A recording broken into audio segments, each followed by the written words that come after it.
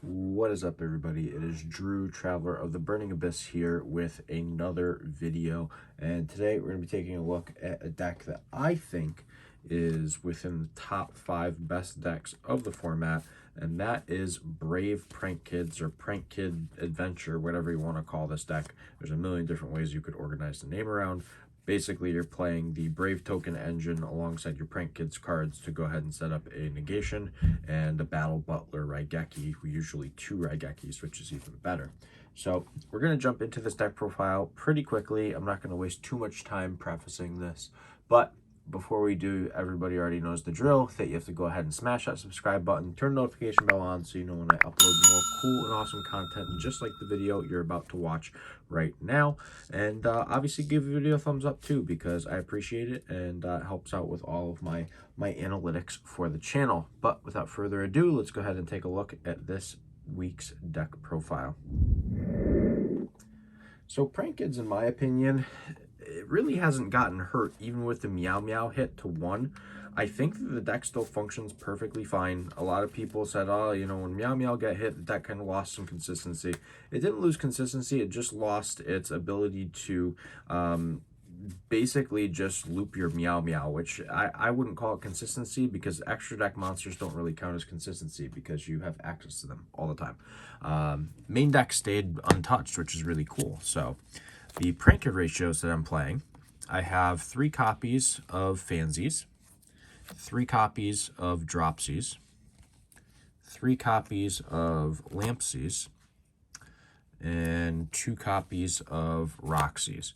So if you don't know what the Prank Kids cards do, essentially when they're used for a link or fusion summon of a Prank Kids card, they get different effects. So all of them are going to special summon another Prank Kid, but they have other conditions that follow with them. So Fansies sends a Prank Kid card from your deck to graveyard and then does the special summon.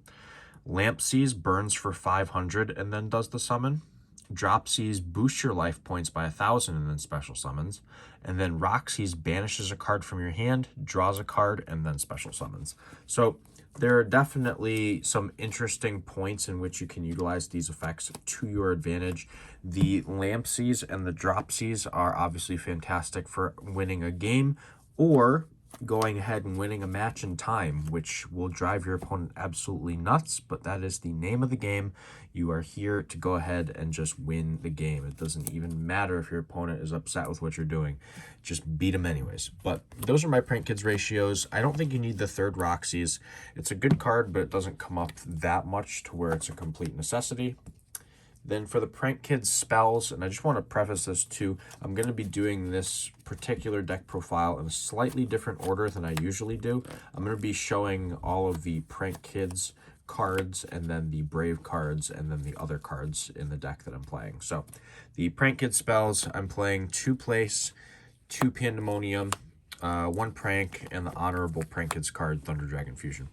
So I think that 2 Place has become very standard. You really don't need a 3rd.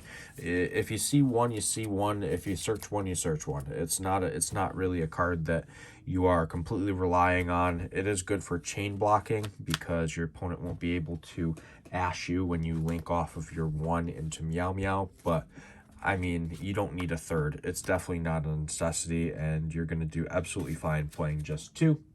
The 2 Pandemonium is probably the most controversial decision in the entire deck, but I think that 2 is perfectly fine. It's searchable. It's not something that you need to draw in your opening hand. You'd rather search it off of Doodle anyways. So 2 Pandemonium is perfectly fine, and seeing we're doing the Brave Engine too, we are putting up an additional negation, so it's not that bad if you don't draw it. Just search it off of your Doodle. Then the pranks, this has always kind of been a one of. I don't think that many people have ever played more than 1. There was a point when the deck had first come out where I was playing 2, but we didn't even have Roxies at that point, so you really had to recycle your resources to the best of your ability. And then the Thunder Dragon Fusion, you can send off of Verte, or if you hard draw it, you can just make a Butler for free, which is obviously pretty darn good. So those are the Prank Kids cards as a whole. We'll hop on over to our Adventure Engine, in which we are playing 3 copies of our Water Enchantress, 1 copy of Our Wandering Griffin, 3 copies of Rite of Armesia, or Armesier, however they're pronouncing it now, 1 Fateful Adventure, 1 Draco back, and then the honorary card, the 1 copy of Foolish Burial. So all of these cards obviously serve a particular role. The Enchantress and the Rite are your starter cards, so is your Foolish Burial. Basically, if you open up Enchantress, Rite, or Foolish Burial, you just start your combo and you do your adventure combo. It's very, very simple. Essentially, you're going to be putting up a negation, you're going to be putting up a token, and you're going to be equipping the token with your Draco back, and having your Fateful Adventure on the field too. So basically, you get all of that to start off of just Enchantress, Rite, or Foolish. So you have 7 cards that you could possibly draw into that will get your engine going. The only downside is that you're playing 3 cards that you really don't want to draw, but it's not the end of the world if you do. This is just a really solid engine. It makes it so your deck is essentially Nibiru proof, which is also very important because, well, I mean, it's becoming less important because if we're being realistic, Nibiru has kind of fallen out of favor because of this engine. So you don't have to worry nearly as much about getting hit with a Nibiru, but if your opponent decides to side it in, they side it in and you have outs for it. So that's pretty darn cool. Then the hand traps, I'm playing 9 total. We have 3 Ash, 3 Bell, and 3 Imperm. So my other thought process is that I wanted to play Ghost Ogres, but that would have required me going over 40 cards, and I wanted to play 40 cards. I was playing a list for a while that I was toying around with that was 45 because I wanted to play more hand traps, but I kind of felt like over time that it just wasn't doing what I wanted it to. So I opted to just cut it down to 40 and play these cards, which are fantastic. The Ash is super generic, but it's really good. The Imperm is fantastic because it plays around talents, called by, all that kind of stuff. So that's really important. And then the Bell is actually nuts against most of the meta right now. It hurts so many decks in the meta. So keep in mind, Bell is really, really good. If you're not playing it, please consider playing it. But as I think I said before, Ghost Ogre is something I considered. So if you want to play Ghost Ogres because you don't have one of these cards, go for it. It's a cheaper alternative in some ways. Then the last cards that we play are just generic spells, and that is 3 copies of Droplet and 1 copy of Called By. If you are a budget player watching my video and you're saying, wow, like he's got droplets, he's got the adventure engine, like this is really expensive, you can make a lot of substitutes. You can play cheaper cards. You don't have to play the droplets or the adventure engine. Like I said, you can play things like Ghost Ogre. You could play Effect Veilers. You could play back row removal if you wanted to. There's a very, very large amount of things you can do.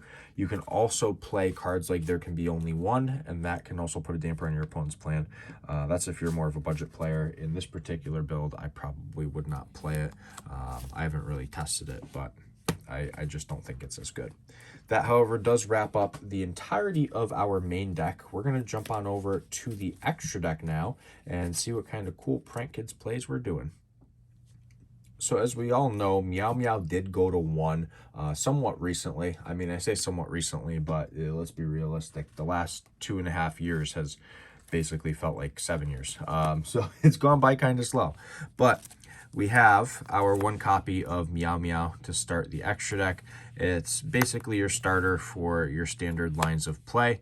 You're going to be summoning your Prank Kids monster, linking into this, and then doing basically your full combo. So you have to play the 1 Meow Meow. Additionally, the graveyard effect to banish is pretty darn important. Then we have 3 copies of Doodle. Our Doodle is going to be searching for our spells and traps and recurring our resources, which is, you know, obviously pretty important. You just grab 2 Prank Kids with different names from your grave, and then link monsters, and you add them to your hand. It's actually very, very important to have 3 of that. You have 1 copy of Bow Wow Bark, which also is going to have the effect of Doodle, where you add from grave back to hand. But the difference is you do it on your opponent's turn. And any Prank Kids monster that he points to gains 1,000 attack, which is actually very important because that will come up. Also, if you tribute this to do the add during your opponent's turn, Prank Kids monsters that you control can't be destroyed by your opponent's card effects for this turn. So that's actually very, very powerful. Being able to avoid destruction is actually super important. Then we do play the Ripper and Roaster. I haven't played this card in my Prank Kids extra deck in a while, but with the release of the Brave Engine stuff, I tossed it back in, and I think it works really, really well. I mean, it is a Harpy's Feather Duster, which is fantastic. You know, that's obviously really, really strong.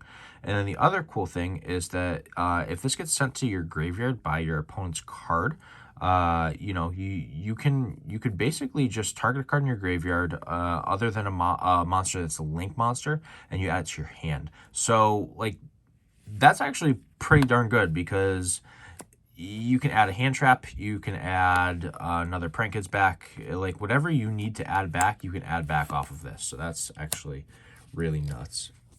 Then the generic links, we play a Link Spider. This is for Nibiru tokens, it's for your adventure token, like all that kind of stuff. So you just link it off, and it helps you go into Verte when you need to go into a Verte. So you send your Thunder Dragon Fusion off of this, and then you make a Battle Butler. That's as simple as it gets. Just play the Verte. Then we play the Unicorn and the access code for the ranking up. We go ahead and get to shuffle a card, and then we get to pop at least one card. So that's also very important. And the last link monster is the one Boral Sword for when we want to toss out those pretty crazy OTKs. So Boral Sword is really good in that respect. Then the fusions, we have the Rocket Ride, which does help you chain block 2 to where like you fusion summon it, and then you use his effect in addition to your Prank Kids effects. That way they can't ash whatever your Prank Kids effect you have. You also contribute this to special summon 2 Prank Kids that aren't fusions from your grave. They have to have different names though, so keep that in mind. They can't be the same name Prank Kid. They have to be different names. And they can't attack that turn, but that's okay, because it doesn't matter if they can attack or not. You're just going to go off with your plays. Then we have one copy of Weather Washer. Similar to the Rocket Ride, it does revive the Prank Kids monsters from your graveyard. The difference is that it does it on your opponent's turn, and when you do that, the Bow Wow Bark had the effect where they can't be destroyed by card effect. But the Prank Kids monsters that you summon off of Weather Washer can't be destroyed by battle this turn. So if you summon Bow Wow and Weather Washer and you're able to successfully tribute them both, basically 2 of your Prank Kids monsters won't be able to be destroyed by battle or card effect that turn, which is actually extremely powerful. Very, very strong. Then lastly, I'm playing 2 Battle Butler. So I think 2 is correct right now. Like I'm really, really a firm advocate for playing 2 of this card at the moment. The fact that it's just a walking Raigeki is crazy, and you know, sure, you can recycle it off of Prank Kids Pranks, but having a second one in your extra deck is fully worth it. It's a 3,000 beat stick or booty, depending on how you look at it, and you're probably going to be Raigekiing your opponent twice in the course of a turn with him. So he's really, really powerful. Additionally, if he is sent to the graveyard by your opponent's card, you can target a non-fusion monster in your graveyard and special summon it. So let's say he gets destroyed, you can summon like a Bow Wow back, and then tribute the Bow Wow, and then add 2. Like that's like really, really strong. The fact that you can do that, it just makes it just really ridiculous. Like let's be honest. The fact that you just summon back a monster that's not a fusion monster is super strong. You summon back just a random Prank Kid if you need to. Basically whatever you need, as long as it's not a fusion. But that is the entirety of the extra deck. We're going to hop on over to the side deck and see how I intend to counter the meta with my side deck. All right, so as you can see on the very top of my side deck, you will see one of my favorite cards. That is 3 copies of Artifact Lancia. I have been such a firm advocate for this card for quite a while, and for good reason. I mean, this card is absolutely fantastic. It counters so many decks in the meta right now. I think one of the decks that you should really keep in mind that this is going to counter and put some work in against, you know, is obviously the PK, your Phantom Knight adventure deck, because that's just going to stop it dead in its tracks. Maybe they'll set up like a negation with their adventure engine, but other than that, they're going to struggle a lot. So the Lancia is absolutely phenomenal There are a bunch of other decks that this counters. It basically counters every single deck currently being played in the meta. So keep in mind that this card really, really hurts your opponent no matter what they're playing. Hurts the DDD deck too, which is becoming more and more popular. I will have a deck profile up for that within the next like week or two. That's probably going to be the deck that I'm playing for a while, so DDDs are going to be, you know, something that I kind of feature on the channel a little bit more possibly, so keep an eye out for that if you guys enjoy DDD content. If nobody also knows this either, DDD is actually the first deck that I top 8'd a regional with, and I did it pre-structure deck, so before the structure deck even came out, which basically your ending combo at its best was a Beatrice, a Psyframe Lord Omega, and a Vanity's Fiend. That was basically what the combo turned out to be. It was really, really strong, and yeah, it's a very fun deck, but that's olden days. That's the olden days. Now we got cool combos. But the Lancia, anyways, coming back to the topic at hand, is just a fantastic hand trap that you should be playing. The other hand trap that I side deck is 3 copies of Droll and Lockbird. This is hands down one of the most toxic but also most fair cards in the entire game. The fact that it makes it so your opponent can't search obviously hurts them after they've done their first search, but with the amount of combos that you can do in the game, it doesn't even matter if they can't search because they can still probably pop off a little bit. So I think Droll is amazing. I think it's just a great card. It hurts a lot of decks. One of the things that I like to note too, because Dragon Link is one of my favorite decks currently in the game, siding both of these cards in against Dragon Link is very powerful because they search once, which usually is going to end up being their field spell, their boot sector launch, and then you control them. And then if they, you know, chaos space, you can also use Lancia on them. So if you can manage to hit both on them and have like a Prank Kid in hand, you basically just win the game because you lock them out of their turn and then you just completely have free reign to do all of your combos on yours. Then the only spell that we side is 3 copies of Cosmic Cyclone. I thought about playing Twin Twister, but my whole thing is if I'm playing Twin Twister and I end up popping a Scythe, that really just hurts me a lot. The only advantage to playing Twisters is that if you draw like a Water Enchantress, you still have your Brave combo. But even then, I think it's better to just play the Cosmics because Cosmics also out the Eldritch matchup in addition to Scythe.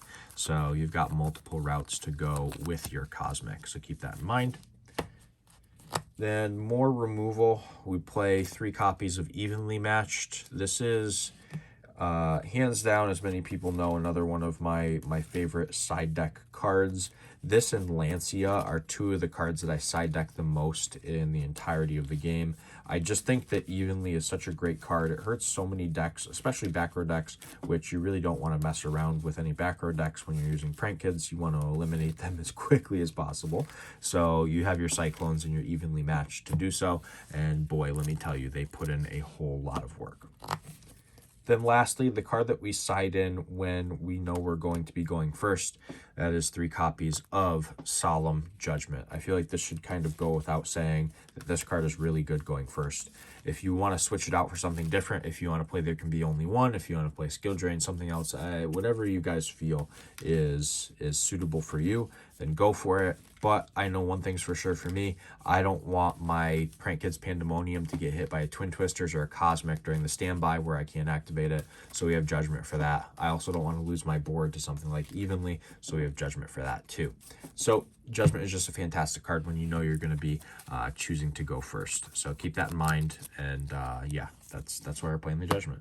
But that essentially brings the deck profile to a close. I hope this was fairly informative and all of you learned a little something about Prank Kids. If you want to see me do some more content with Prank Kids, let me know and I can try and do like a little combo video. I won't do test hands with this one. I'll just do combos more than anything. If you guys want to see that, let me know. If you just are set with seeing the deck profile, obviously let me know too.